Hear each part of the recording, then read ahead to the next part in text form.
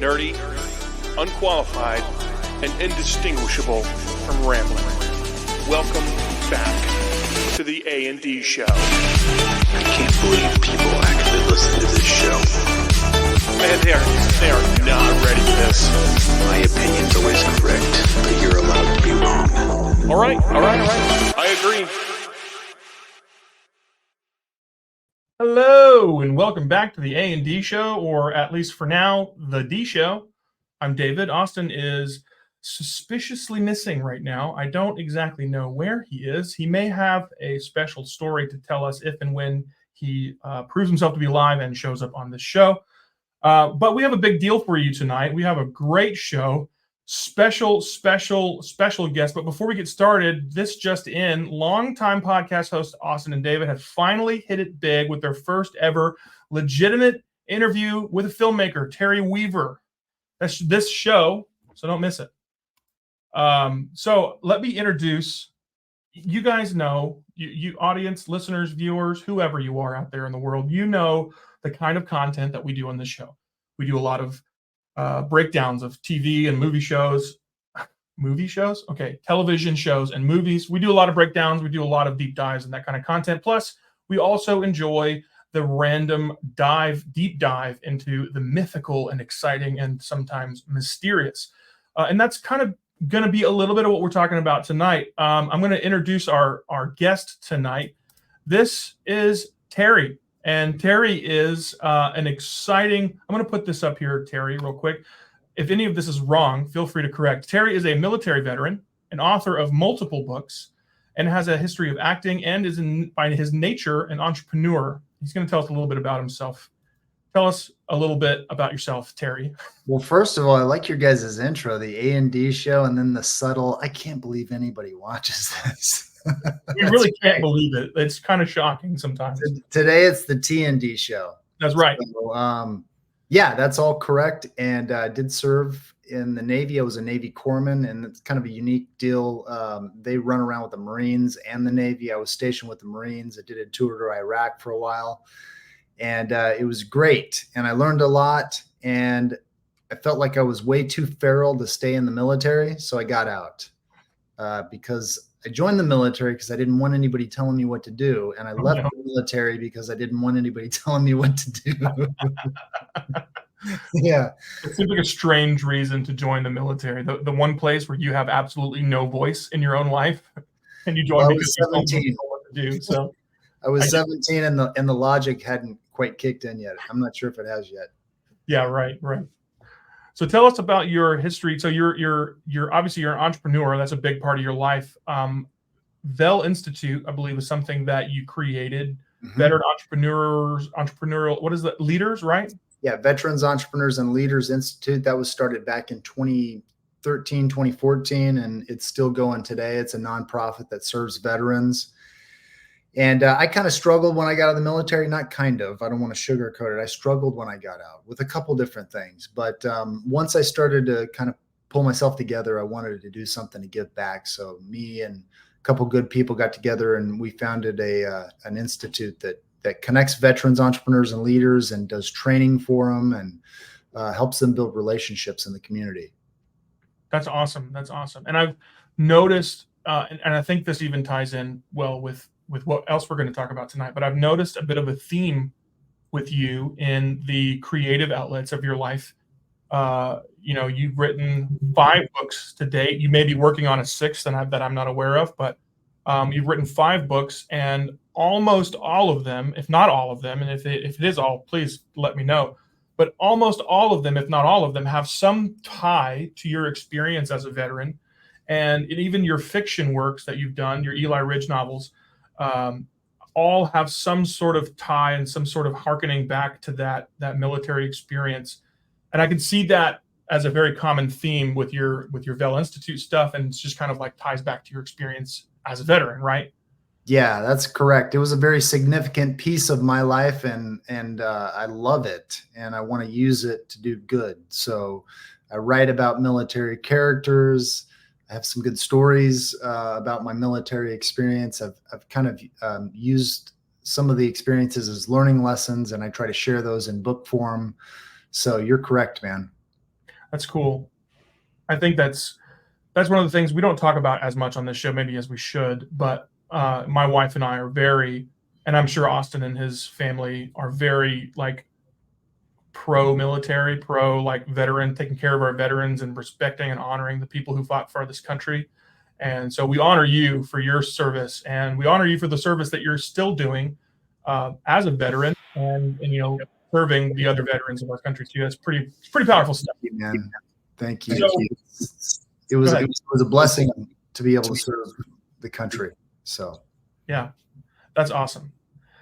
So tonight, though, we talk, and this show, I introed it with this, and to let you know, which I'm sure you probably already know if you've listened to any of our content, we talk a lot about movies and shows. Austin and I are very passionate consumers of good storytelling, and we don't pull any punches when it comes to our opinions about modern cinema. okay. If you haven't, and any of our listeners, if you haven't heard or listened, we have a few, I don't want to call them scathing because I don't think that's the right term, but we have a few very strongly opinionated episodes of this show dealing with what we think the struggle is happening with some of our content that's coming out of Hollywood right now.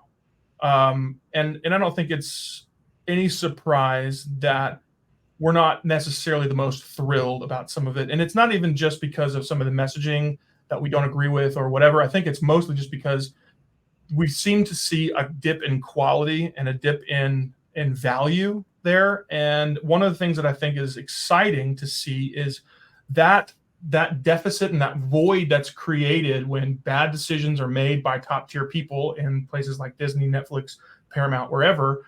That void that's created is then able to be filled with other independent creators, not unlike yourself.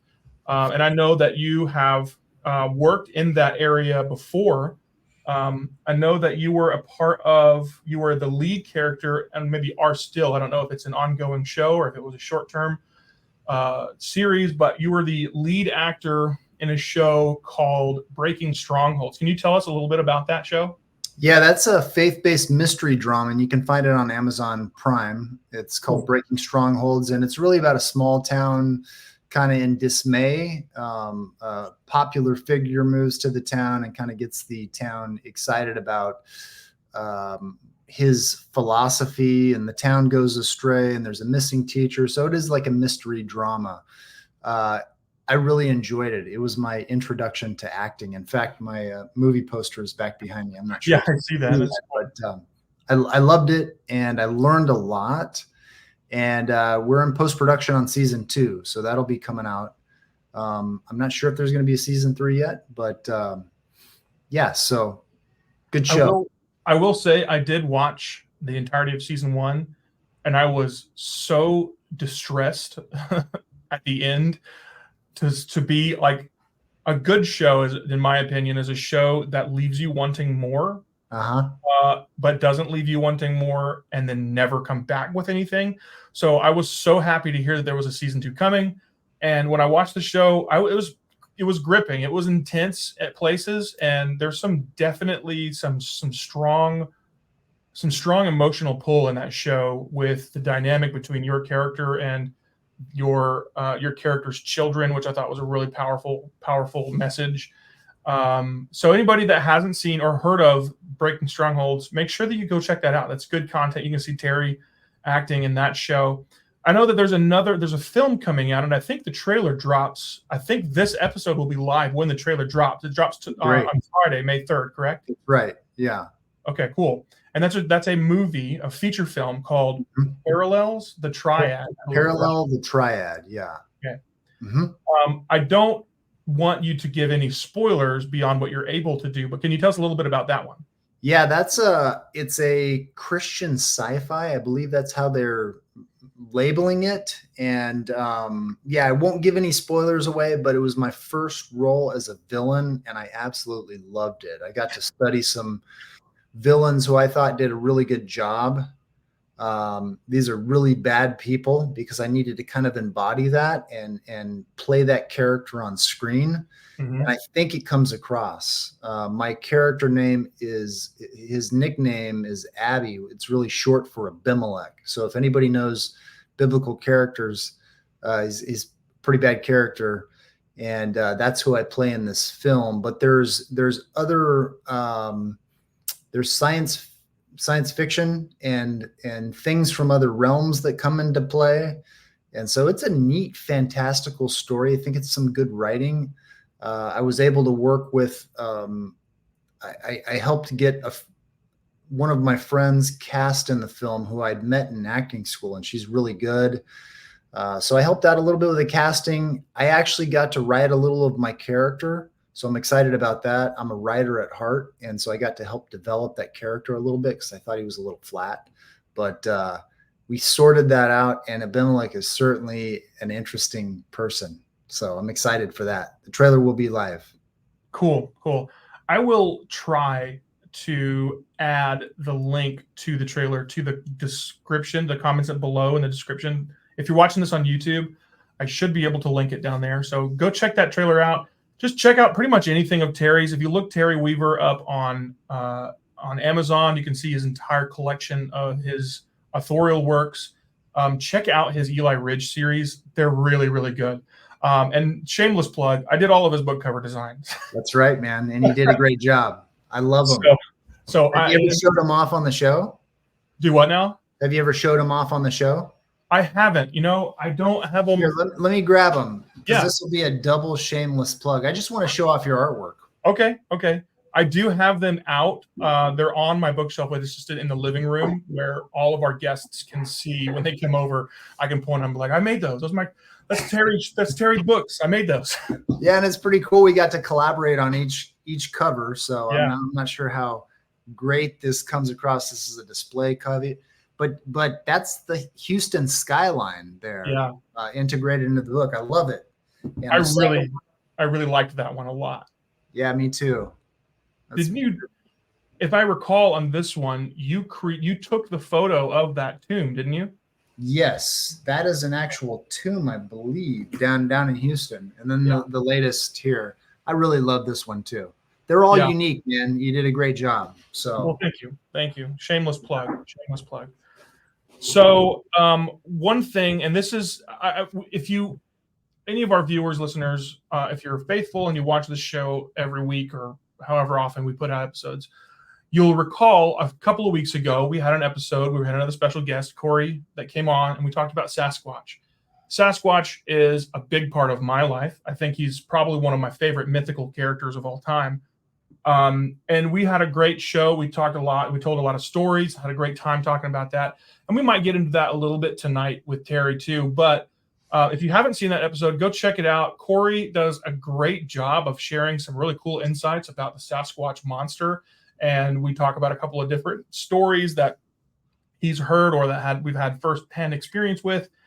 Really great show. But at the end of that show, you'll recall, if you watched it or listened all the way to the end, we had a bit of an announcement. And that announcement was that I was actually invited to come along on board with Terry and a few others as a producer on a feature film that's coming out here in the future. I don't know how near, but the future. It's in production or pre-production currently, and it's called The Beast of Trinity Texas.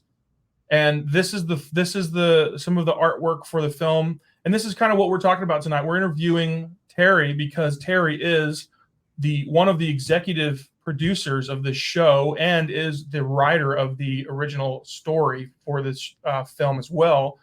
And so we've kind of wanted to kind of piggyback on some of our content from our Sasquatch episode, because we really had a good time with that. I thought it was some fun explanation and whatnot. But we wanted to talk about this film. So, Terry, you've talked about your veteran experience. You've talked about your experience getting into acting. You've talked about your experience where you've started to dabble in writing and some cast work that you've done, and even getting a friend from your acting class involved on the cast in this previous film. This seems to be a huge undertaking, and it seems to be something that obviously you're very passionate about. What okay, let's just start from scratch here. What is the deal with the Beast of Trinity, Texas? Tell us a little bit about that.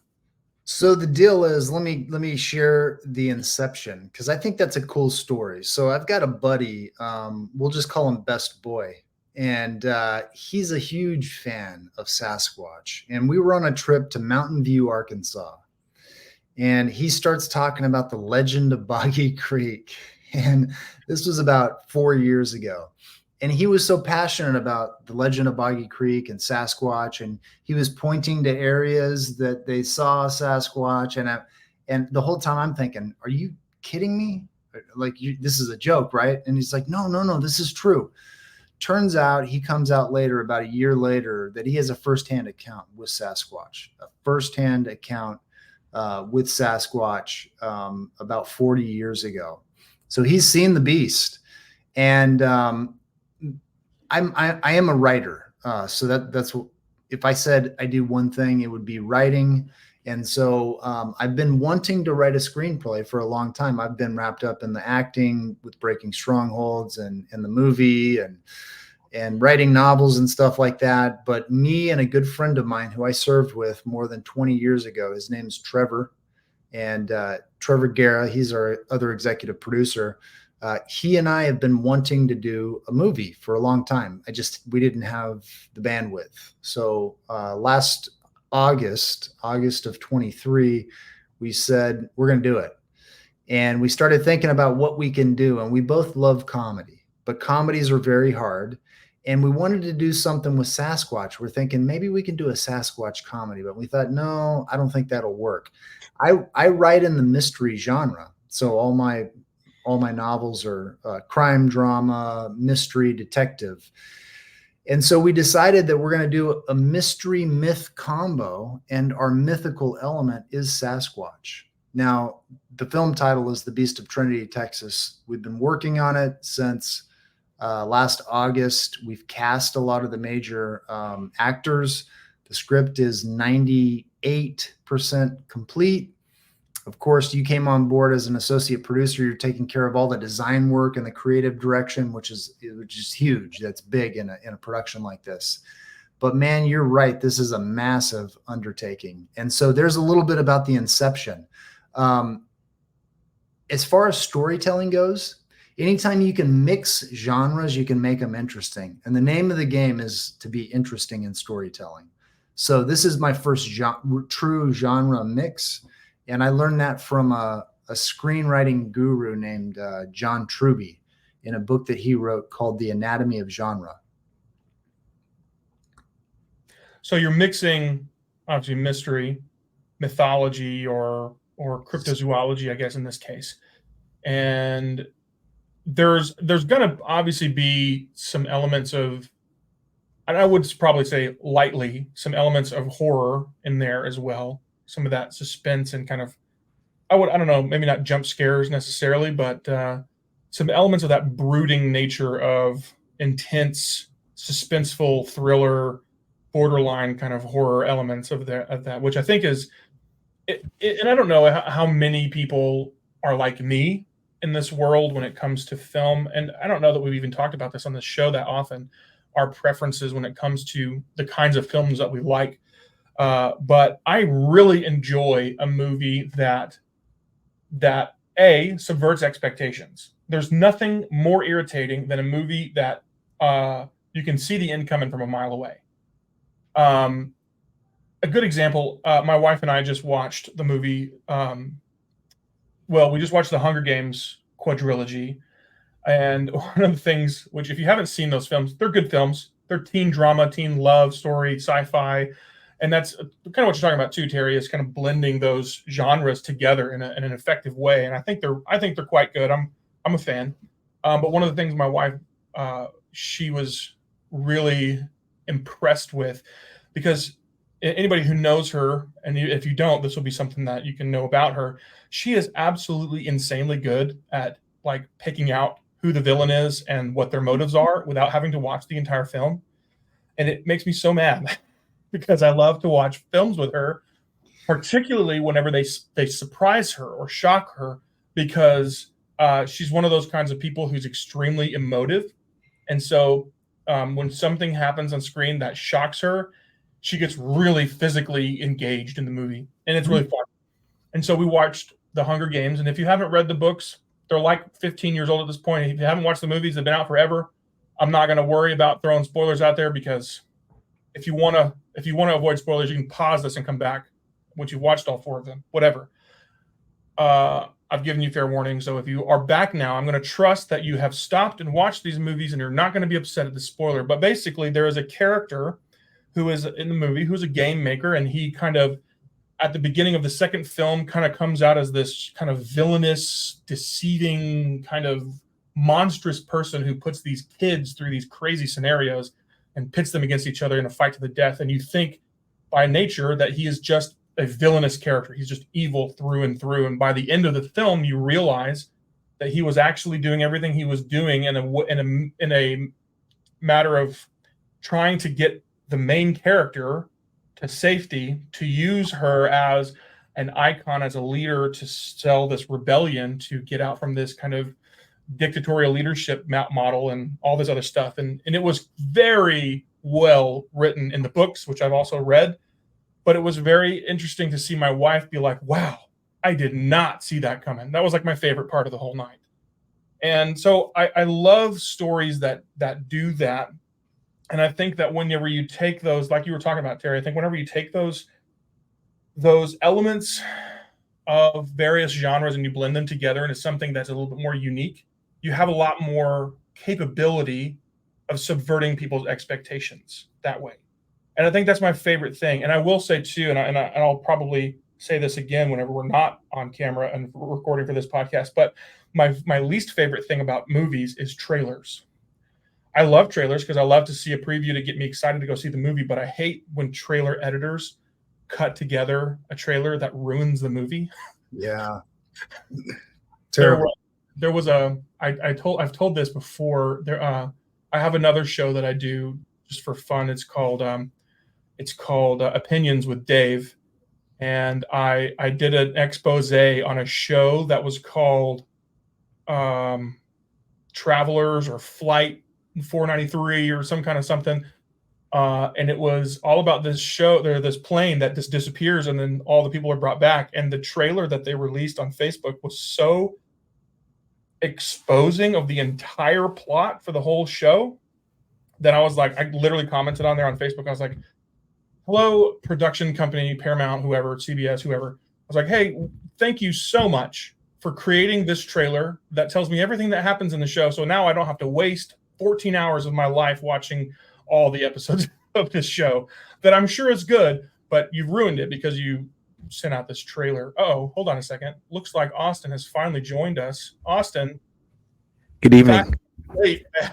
That is accurate. I was going to be on earlier. I got into a gang fight. I won, but at what cost? No, At really, what in all honesty, my kids wouldn't go to sleep. The fatherly duties take precedent, and so here we are. No, I get you. Well, welcome to the fro, I guess. We're talking about, this is Terry Austin. This is Terry Austin. Terry, it's good to meet you. I've heard a lot about you. It's good to meet you. We've done a few shameless plugs, and we're right now, Terry has given us a little bit of the lowdown on his latest project, The Beast of Trinity, Texas. And what we were talking about when you jumped in was our kind of love for film, I guess, if I could boil it down to a single sentence, and how my preference when it comes to film, which I don't know that we've talked about this before, Austin, but my preference when it comes to film are movies that subvert expectations and that blend genres.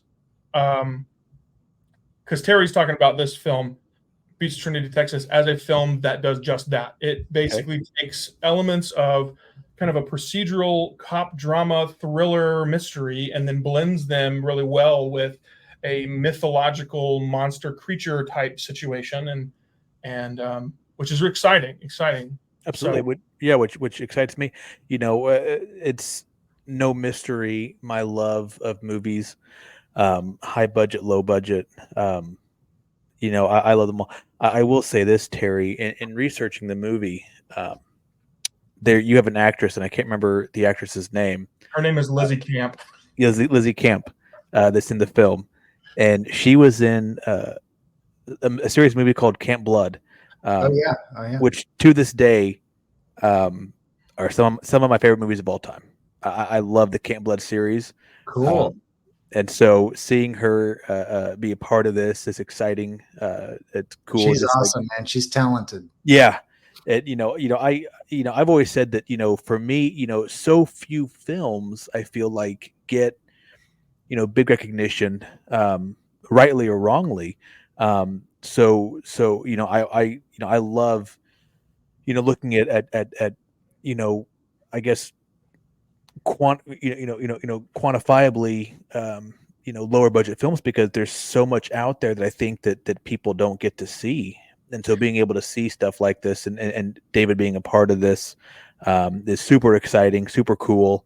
And I'm dying to see it. I think it's going to be a great movie. I'm excited to learn more about it. And, just cool to be able to interview you and talk with you. That's exciting to me. Very cool. Well, I'll let Lizzie know that you mentioned that. Absolutely. Huge fan. Huge fan. It's funny.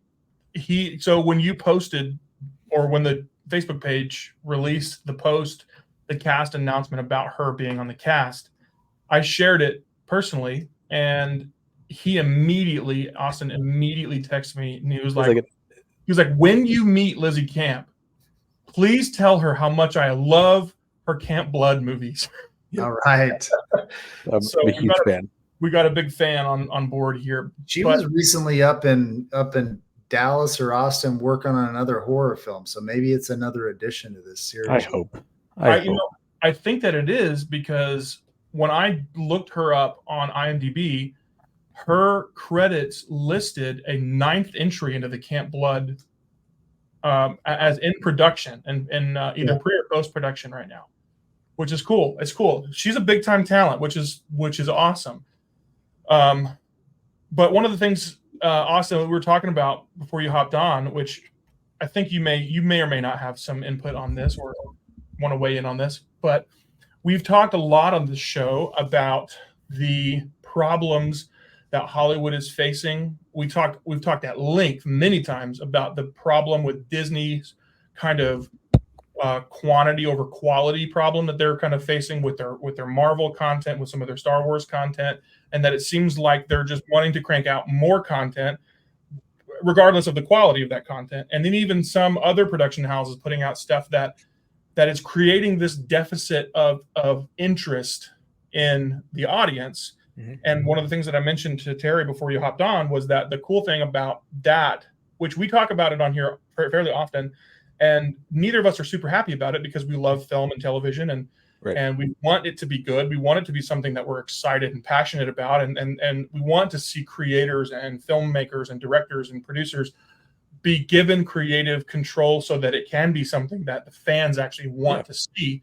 But one of the benefits, I guess, of that kind of gap, that deficit in interest from the audience, is that it opens up a window for independent filmmakers like Terry to jump into this scene with something that maybe is a little bit more of an interest, even though the production value may be not quite to the level of something you'd see from a Disney film production, but also you're looking at something that is in a fractional budget and can be more lucrative to an independent filmmaker, but that still tells a great story. And we've talked about it like you said, quite a bit in the past, especially recently. That I think about me. I have a full-time job. I've got kids, so my time to be able to sit down and watch a movie is very limited.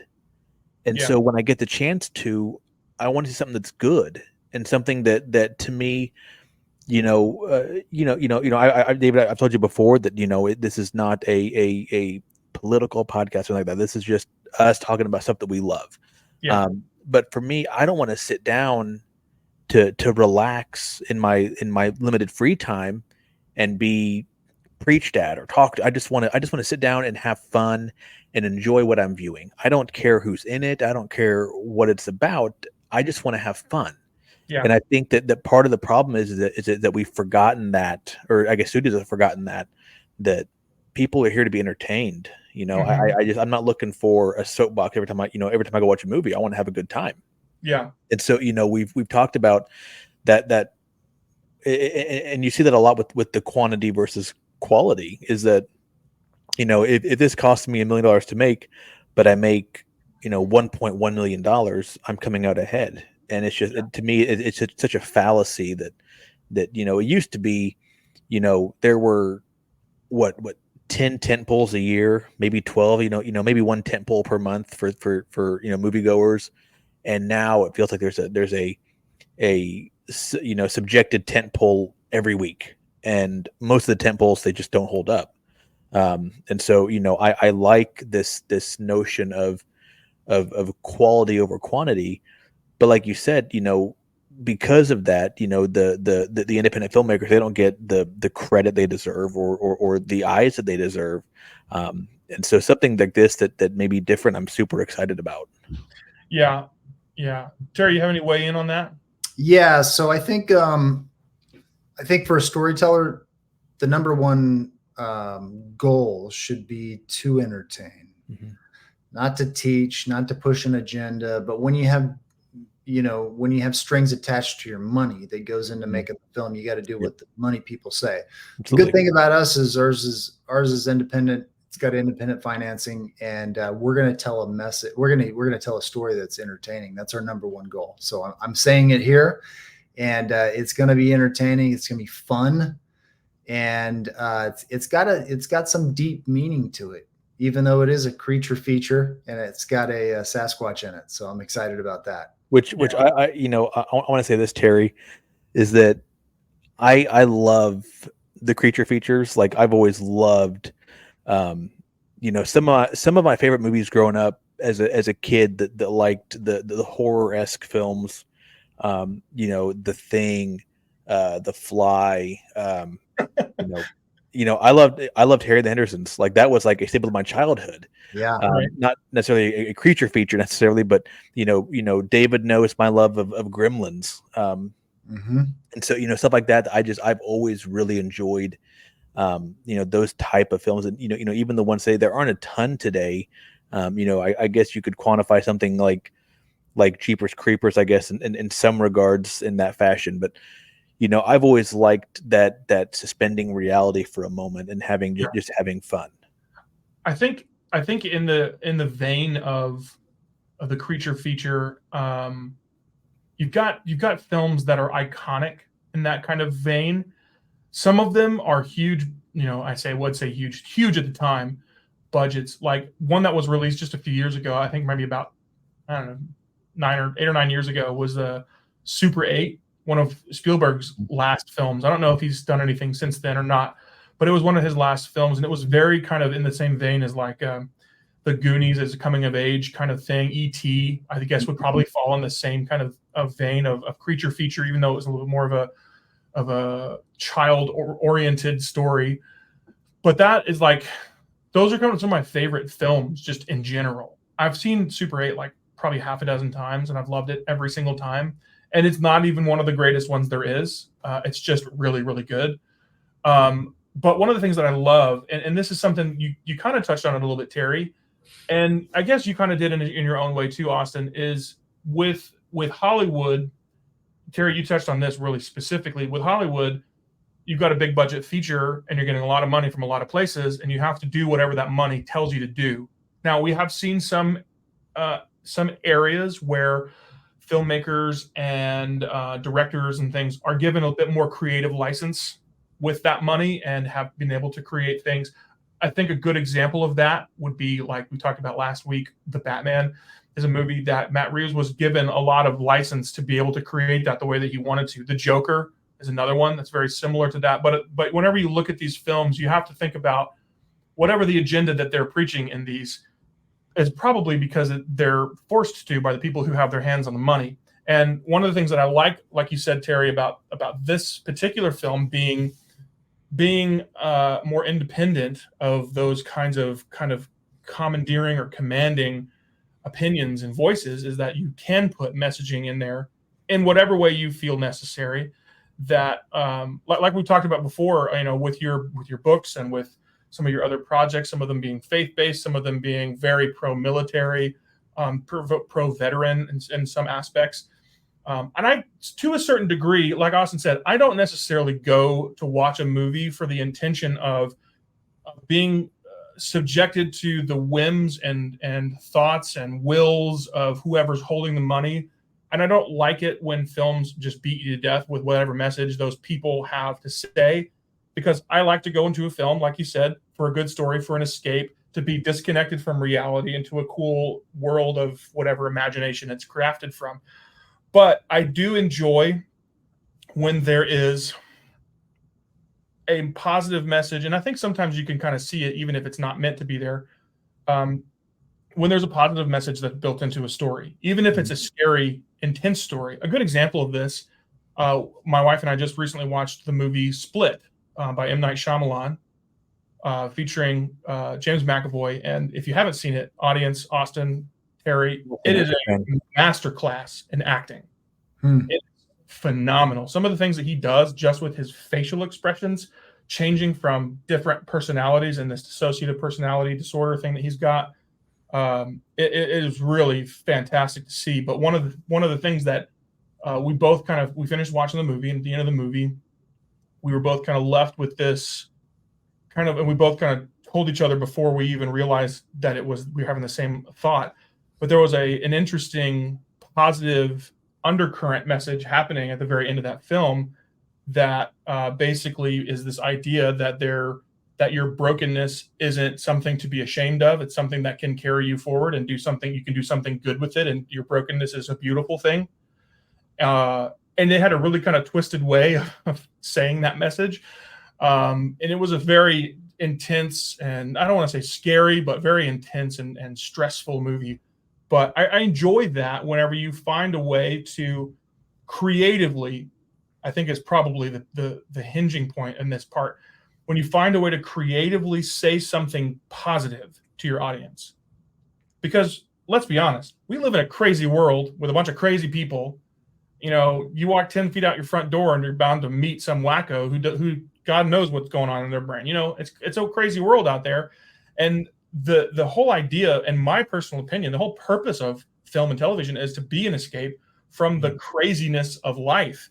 And if you can do that while simultaneously and even sometimes subtly or whatever, putting some sort of a message in there that is not going to make you want to go to sleep and cry, I think that's a good thing. And without giving away anything, I feel like there's some of that in most of the projects, Terry, that you've worked on. I know you're a very faith-forward person, and I find that you have a really good knack for infusing that in a way that doesn't feel abrasive.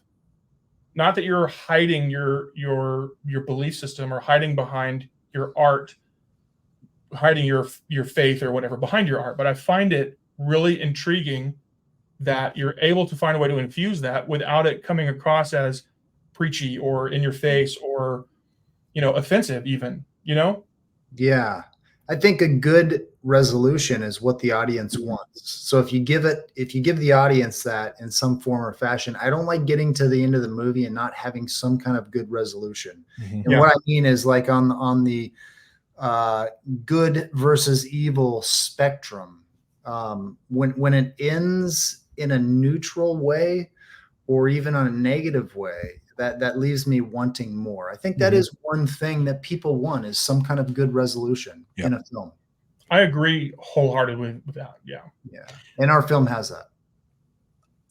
And I don't know if this has been touched on yet, Terry, or not, but I've always wondered. So you watch a movie and you get to the end and the credits roll. Have you talked about what a producer does yet? Because I'm very, very curious as to what a producer's actual role is in a movie.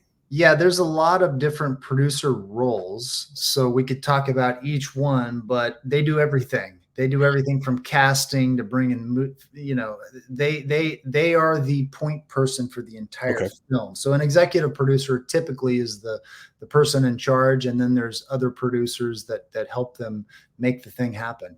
I got you. So Okay. they do everything. Okay, that's good to know, because I've always wondered. I've always felt like I've had a good feel for like what a director does, in the sense that they're behind the camera and they're directing the shooting.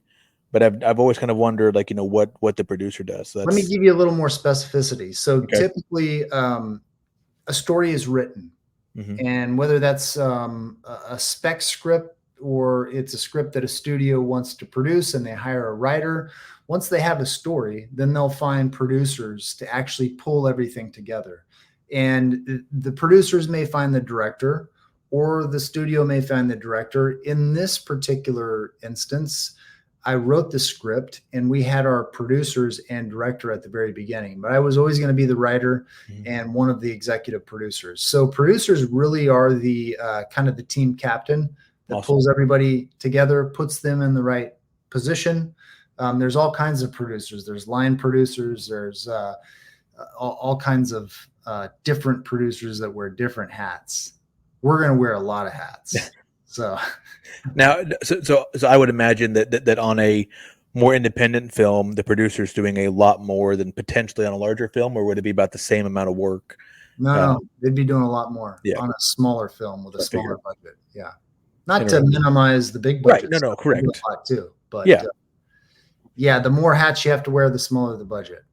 And this and this is a book that you've written, correct? So you've written it, or is it just a script only, or is there a book? No, this is a standalone original script. Okay. Original screenplay. Awesome. Yeah, it's very similar to some of the stories I've written, but it includes this mythical element. So it's different also.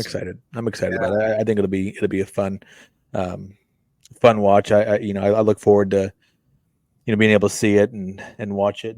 That might be one I have to get together with David to see. So that may be it's not predictable. It's got some great twists in it. It's got some meaning to it. But number one, like I said, we want to entertain people, and You're speaking my language, Terry, because good. I heard it when I came on David talking about trailers that ruined the movie, and every single thing that's going to happen. And I've seen some trailers like that where it's like, okay, well, I just watched the movie.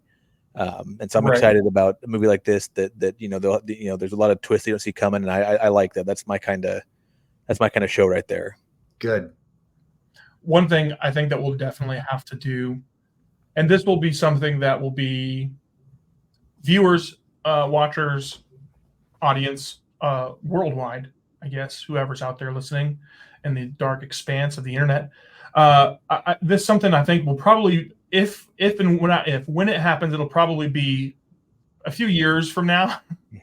But I want to go ahead and go on record and say that Austin and I, when we do get to finally screen this film, when it's completed, we will this will probably be the first ever film that we do a dedicated review episode to. Yep.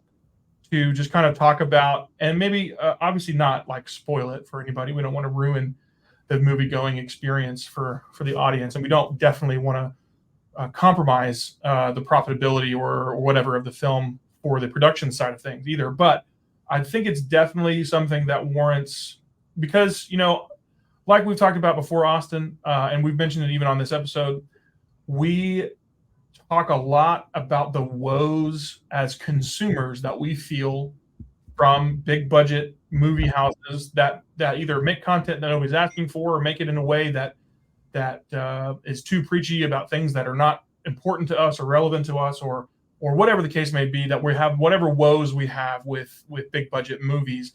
And we have also been very or have been or will be or are very supportive of small budget independent films, because some of the greatest out there are in that vein. And some of the coolest and most unique and creative stories that can be told are only able to be told by people who are not under the thumb of whatever company that's trying to manipulate the message in whatever way they see fit. And so I think this definitely will warrant, and I'll go ahead and go on record as saying that when we've screened this film, we will do a dedicated review, spoiler-free review. Yep. Because I think it warrants it, and we want to give as much publicity to Terry and 100%. crew and cast. So we're excited about this project. I want to know if you can share, Terry, and if you can't, this is fine. But I want to know what does the process for this film look like right now? Like, where are you at with it? Can you share any of those details? What kind of like, what does the project look like from the inside out? I know we get a lot of like for example, the new Deadpool Wolverine movie that's coming out. There's been so much BTS footage or like propaganda, not propaganda, that's not the right word, paparazzi photography of them shooting behind the scenes and all this kind of stuff, and speculation, and there's whole YouTube channels devoted to diving deep into every subtle detail in a trailer and all this other stuff. So there's lots of content about from the outside looking in and trying to interpret. What does it look like from the inside coming back out? Well, let me give you a couple highlights of where we're at right now. We've cast both leads and both second billing, male and female. So we've got our core cast together. We're looking for some of the other significant cast members, and we've saved the love interest. So we haven't cast the love interest. Her name is Autumn, and we're holding out particularly because if we find another executive producer, which we are looking for, we want them to have some say-so in who we cast, because we could pull in a bigger name actress to take that role. So we've done things pretty unique. We did a film launch recently, which basically we put together a preview video, and we did as you know, we held a big party. We invited all of our friends. We showed a preview that we still haven't released yet that included some actor interviews, and we shot the photography that's going to end up being used on the poster. So that was just a big party that we put together. So we're working on some key cast members. We are getting the last 3% of the script finalized. We're changing a few things. We're adding some depth to the characters. We worked a long time on the budget for this film. It's boring, but it took us like 2 months to get this budget figured out. We worked a long time on the Beast design. So the actual design of the Beast, that is ours. We created it through multiple artists. And we have a rendition of the Beast we're actually going to use, but you won't see it until the film. People won't see this Beast until the film. Now, the artwork that we have now, that's not the actual Beast that will be in the film. The next step for us is we're doing another big launch party up in Trinity County, and the people up in Trinity, God bless them, they're like excited about this thing. I've read stories about it. They are jacked about it. I saw it in the news down in Texas talking how excited they are. I love it. Yeah. So one of the things we're going to do at the film launch party up in Trinity is we're going to have our artist who designed this Beast come up and scan the face of our actor. Now, we haven't released who the actor is, but he is a 4-time world strongman. This guy can lift 600 pounds in each hand. Oh my God. He can lift it off the ground. He's a beast, man. He is a beast. He is a beast in his own right. So we actually have to get a design of his face scanned, 3D scan done, and we send that to our mask builder who's up in Ohio, and they'll build the mask and they'll ship it down to us. At the same time, we're having the costume put together by a costume builder. So it's pretty complicated, especially this costume. It's going to cost us, probably thousands of dollars to build this costume alone for the Beast. So there's some exciting things that are going on there. We're working on building out our producer team. So finding a couple other producers to help us put this thing together. We have the blueprint, we have the budget, we have the actors cast, we have our locations coming together. So it's unreal what goes into making a film. There are thousands of details, and you just lock down the next biggest details. So you start off with the biggest details, and you start finding the solution for those details. And then you move to the next smallest one and the next smallest one. So figuring out the big problems first is what we're doing right now. It's awesome. A big puzzle. Yeah. That's awesome. I guess you just it makes sense. You just ship away. Chip away. Dave Ramsey style. Take the next smallest bill and get rid of it, and then the next smallest and get rid of it. Yeah. That's awesome. Man, that guy has got to be, I would love someday, maybe in the future, if we've got the time and the budget to make it happen, I'd love to talk with just to talk with somebody who can lift that much weight. I'd struggle getting myself out of bed in the morning. Yeah. I can imagine lifting 600 pounds in each hand. That's crazy. Yeah, what's cool is this guy's like super creative too. Not only was he world's strongest man, he holds a record for that lift, 600 pounds in each arm. Anyway, he not only is he a world strongman, but he is super creative. He's a writer. He's a producer. In fact, I was cast in one of his in his series. It's called Sword of Valentius. I play a king in that. So he's a storyteller. He's real good. He's going to be fantastic in this role. That's awesome. Yeah. That's awesome. Yeah. Well, we're getting pretty close to time on this episode, but before we do any sign-offs, Terry, we typically jump in with what are we excited about kind of segment here at the end. I'll go first. I'm pretty pumped, and we'll just go round robin style. Talk about what we're excited about and use this as kind of our sign-off for tonight. And if you have anything else before we go into it, do you have anything else that you want to share about your experience, about this particular project? Is there anything else just burning a hole in your brain that you want to jump? Not necessarily, but watch the good films. I just watched Rear Window today. Have you guys ever watched Rear Window? The Alfred Hitchcock? Yeah. Now the original or the remake? No, the original. Yeah. I just watched that for the first time today. There's so many good movies out there that we've never seen that are lauded and that are Oscar-winning films before the agendas work their way into filmmaking. There's so many good films out there. So I'm excited about watching a lot of those good films. A couple of my favorites. I think my all-time favorite film would probably be No Country for Old Men by the Coen brothers. So good. I just love that film. So I love good. the villain. The best films, probably a close second, or maybe even the first would be The Dark Knight, because the villain is so good. Yeah. Well crafted. Yeah, they're amazing. Yeah, I would echo that about the movies. Number one, agree. No Country for Old Men. Very, very big fan. Those are the kind of movies I think that I like the most because, as someone that enjoys a good scary movie, I'm very, very particular in what I look for. I'm not a huge fan of the demon stuff. I don't like a lot of that stuff. But the stuff like this where it's like this is real. Like this is just a psychopath. So good. Like The Dark Knight, where you've got the Joker and it's just a crazy, crazy person. But your comment about old movies that you're just now watching, it's funny because this week I just watched A Time to Kill, Samuel L. Jackson, Matthew McConaughey, very good, like 96. I was blown away at how good that movie is. That movie was absolutely phenomenal, like so good. And I'm like, it's 30 years old and I've never seen it. And so, stuff like that. I love finding old movies from the 90s and the 2000s I didn't get to see or that I didn't watch, and kind of going back and rewatching them because you find a lot of stuff that that was a pretty well lauded movie, I think, if I recall correctly. But things I never watched. I didn't watch No Country for Old Men until probably 10 years after it came out. And you're like, man, I missed out on this movie because it was just so good. So yeah, No Country for Old Men, one of my top 10 of all time. It's just done so well.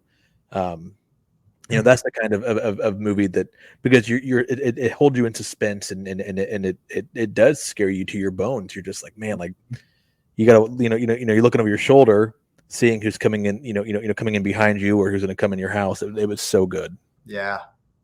I will say, in the same vein of older movies that you didn't watch until much later in life than probably you should have or could have. But that kind of blew your mind. I mean, Rear Window is like top tier. I mean, Alfred Hitchcock had a way of crafting suspense and in a way that that didn't rely on like modern tropes. Like typically you think of a horror movie, and Allison would mirror or even like way overdo this statement and this sentiment, but typical horror movies or typical suspense thrillers rely, I think, far too much on jump scares. I like a good jump scare. I like to be something to just be jumping out at you and spook you or whatever. I enjoy a good one. But there was a movie we watched about a year and a half ago that had Adam Driver in it called 65. Really cool premise. Some guy gets kind of crash lands on a planet and it's full of dinosaurs and he has to survive. It's a cool premise. But the movie was literally every 10 seconds, it was a jump scare.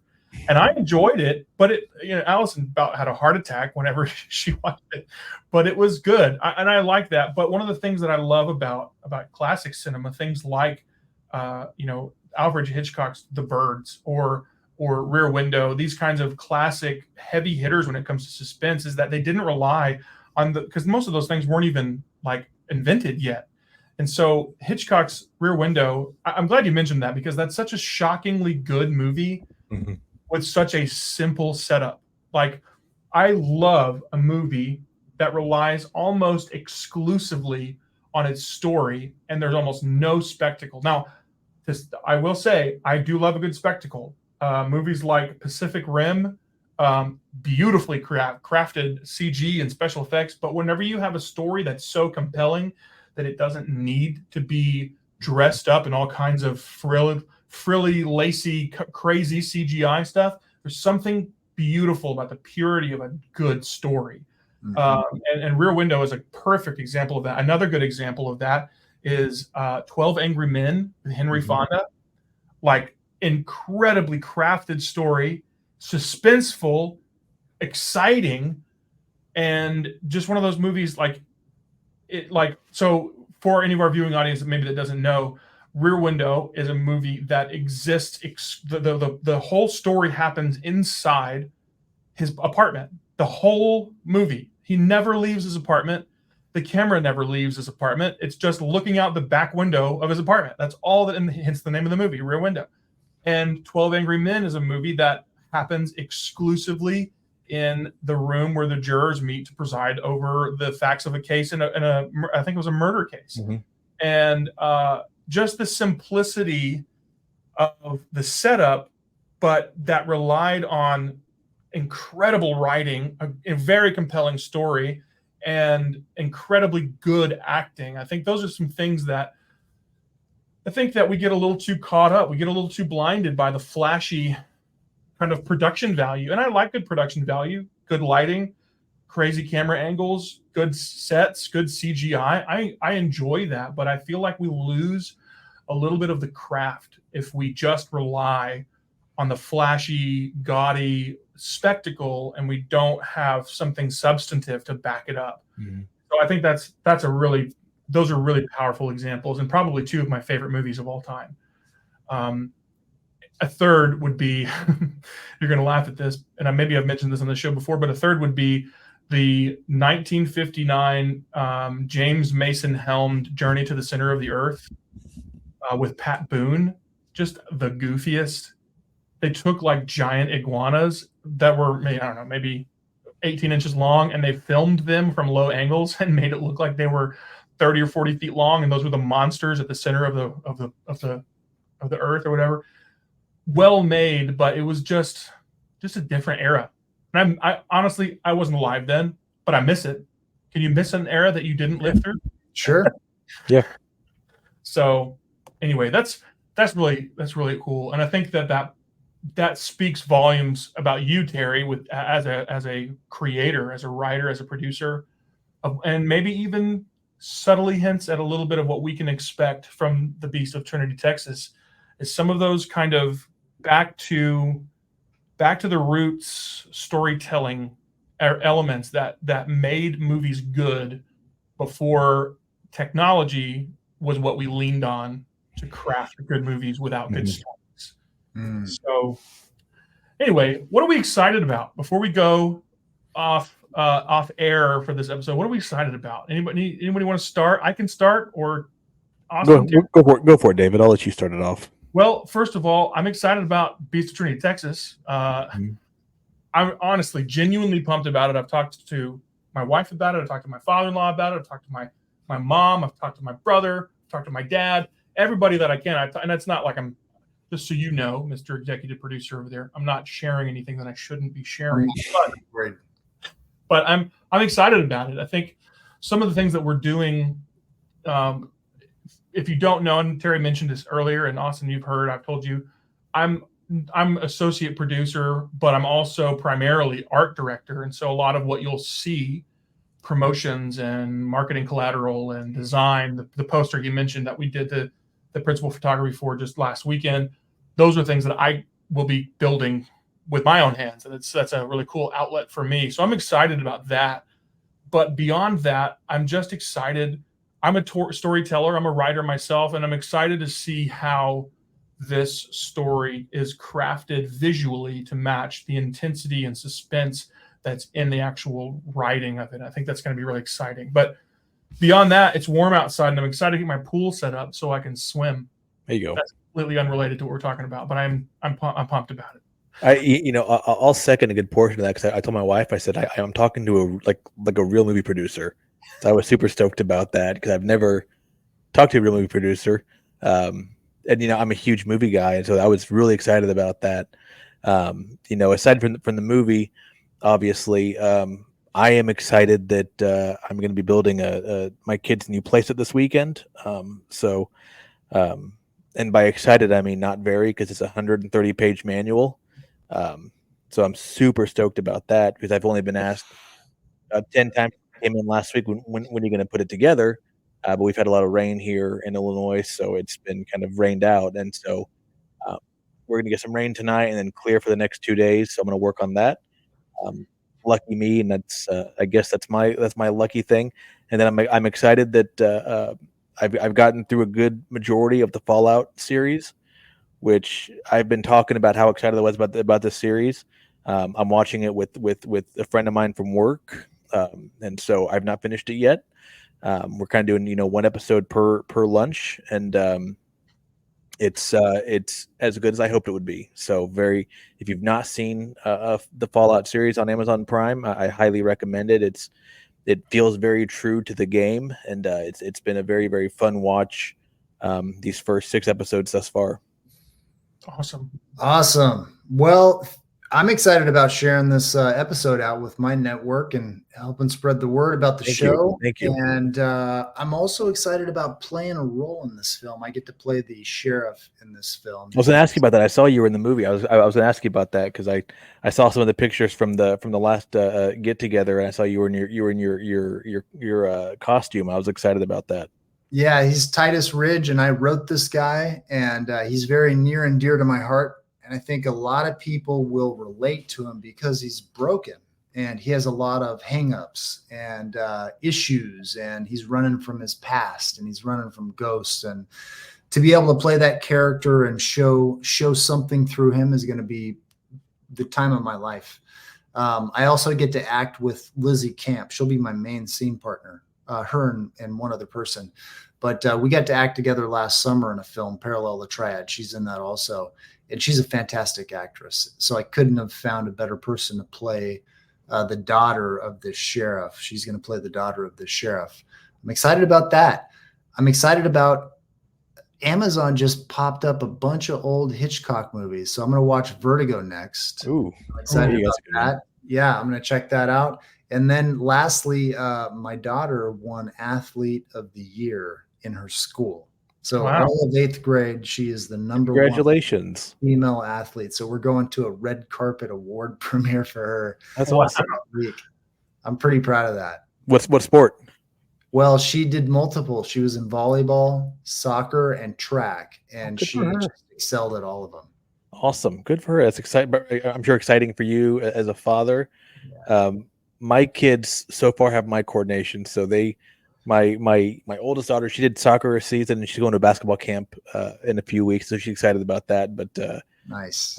I may not win any awards here, but she'll have fun doing it. Yeah, she can overcome that, though. I wasn't a super athlete either. So I will say my son has yet to be born. but I will speak to him in the future and say, son, if you are an athlete, you do all of the sports and do them well, son. The multiple sport routes the way to go, Yeah. Terry, especially for your kids, because they get one sport's going to focus on certain muscles, and it'll keep her really fit and really healthy, which is awesome. Yeah. Yeah, that's cool. Well, Terry, it's been a pleasure having you on the podcast. This is a little bit of a deviation from our normal content, though I will say a spin-off more than an absolute completely sidestep of our normal content, because we talk about movies and TV shows all the time. So it's been, I hope, audience, that you have enjoyed a little bit of a deeper dive into what it takes to produce and write and create a film. And I hope that you will take some of these recommendations from all three of us, and that you will also take some time and search out Terry and his catalog of all the things that he's created or has been a part of, because there's been a lot. So take some time, search him out, let him know how much you appreciated his insight and how excited you are for the Beast of Trinity Texas. And, from all of us at the A&D Show, Terry, we appreciate you coming on board to talk about this with us. And we're excited, man. We're just pumped about, I have one more movie recommendation. All right. I'm sorry. Just no, come on. One more and then we're done. Have you ever seen the movie Abominable? I don't think so. It's like you've mentioned this before. I think I've mentioned this to you before. Animated? Huh? Is it animated? No, it's live action. Okay. It is a live action movie, and it is in the same mythical genre about I think it's about the abominable snowman, which is another iteration of the Bigfoot or the Sasquatch. And it is, my brother listens to this show all the time. So TJ, if you're listening, comment wherever this video is, wherever you hear this, and let us know just how much we both loved that film when we were kids. But it's a total like low budget B film, but it's about a guy who, it's very Rear Window-esque, because it's about a guy who is paralyzed from the waist down, and he's in a wheelchair in a cabin in the woods, and a bunch of stereotypical college students come for some kind of weekend rager into the cabin next door, and then the abominable snowman starts wreaking havoc and killing them all, and he's like stuck in his cabin trying to warn them, and he's like, I don't know what to do. And so it's great. It's a crazy, wild story that involves a Sasquatch-esque character. So I highly recommend that one. It's a lot of fun. Be careful. Let me balance the scales and give you one more movie recommendation. Our listeners, one more, because I love movies too. So this, if you haven't watched Heat yet, or haven't watched Heat in a while, 1995, De Niro, Pacino, the classic diner scene. I recently acted that scene out with one of our actors in the film. We were kind of getting into some acting lessons, and we did the scene at the diner. So amazing film. That was another recent rewatch for me too, was Heat. I did that one about a month ago or so, and I forgot how good that movie is too. I need to rewatch it. It's been a while for me, but I need to rewatch. I think Val Kilmer for me will always be one of the most underrated actors, I think, of my time.